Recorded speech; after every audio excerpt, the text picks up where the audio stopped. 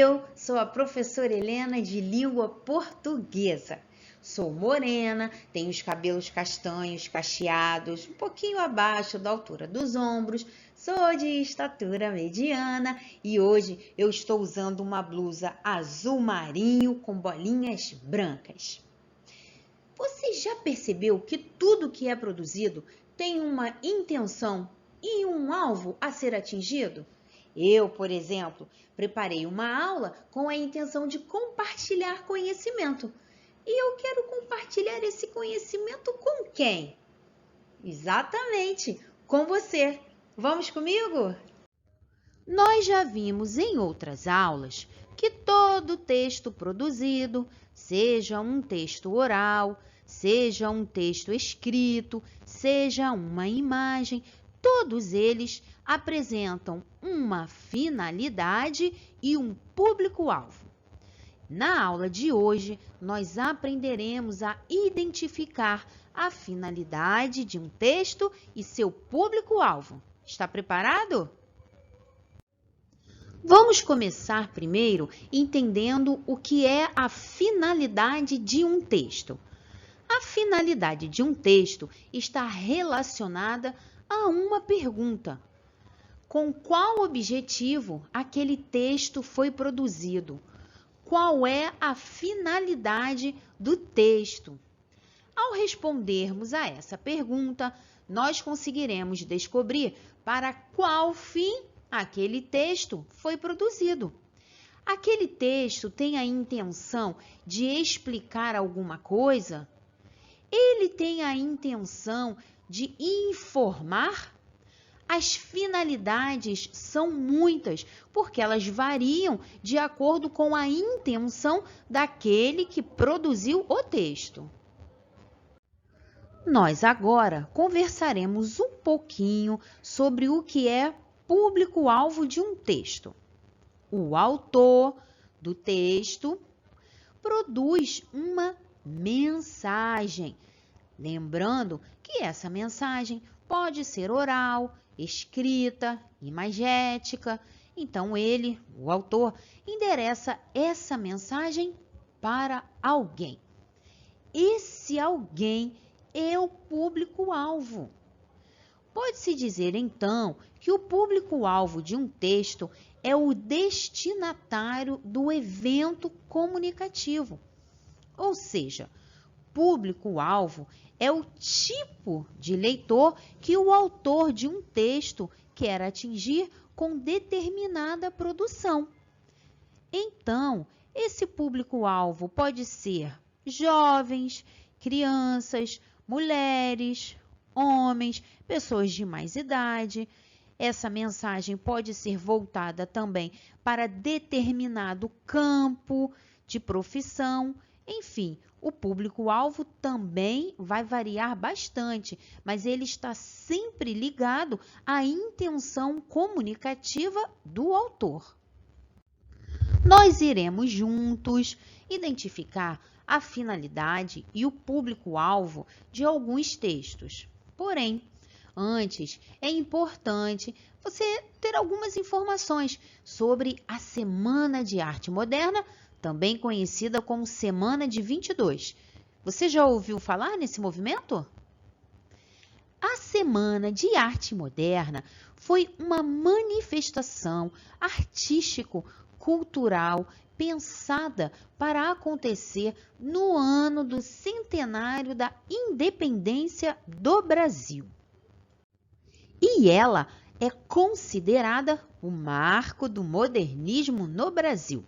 O movimento aconteceu no Teatro Municipal de São Paulo entre os dias 13 e 18 de fevereiro de 1922.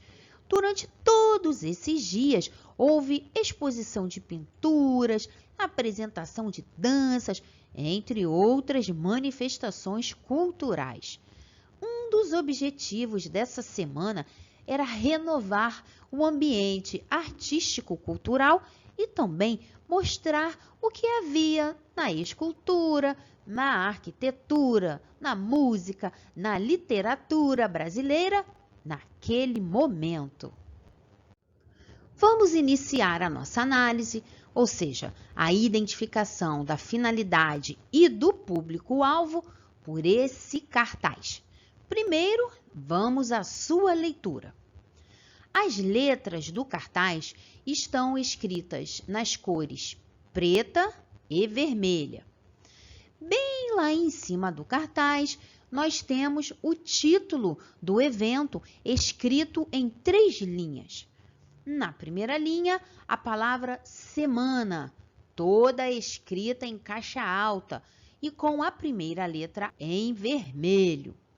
Em seguida, temos de arte, em caixa alta também, e toda na cor preta. E, por fim, para completar o nome Semana de Arte Moderna, nós temos a palavra moderna, toda escrita também em caixa alta e com a última letra A em vermelho. Após o título do evento, há o que parece ser uma árvore na cor preta, com algumas folhas na cor vermelha. Na sequência, há uma abreviação do nome São Paulo, S. Paulo, escrito em preto. E, finalmente, há o ano 1922, escrito na cor vermelha. Após a leitura desse cartaz sobre a Semana de Arte Moderna, eu lhe pergunto: qual a finalidade do texto? Com qual objetivo esse texto foi produzido? O que você acha? Nós podemos dizer que a finalidade desse cartaz é a divulgação do evento. Perceba que nele nós só temos o título do evento, Semana de Arte Moderna, a cidade, São Paulo, e o ano no qual ele aconteceu, 1922. E o público-alvo? Você acha que esse cartaz ele foi feito para quem? O público-alvo desse cartaz foi feito para todos aqueles que são interessados nas artes, todos aqueles que têm interesse em movimentos artísticos, todos eles são o destinatário desse texto. Agora, nós analisaremos esse texto que fala um pouquinho sobre a vida de Anita Malfatti. E eu pergunto para você ir pensando enquanto eu estiver fazendo a leitura. Qual a finalidade desse texto? Anita Catarina Malfatti nasceu na cidade de São Paulo em 2 de dezembro de 1889. Era filha de imigrantes, um engenheiro italiano e uma pintora estadunidense. Ela tinha uma deficiência física.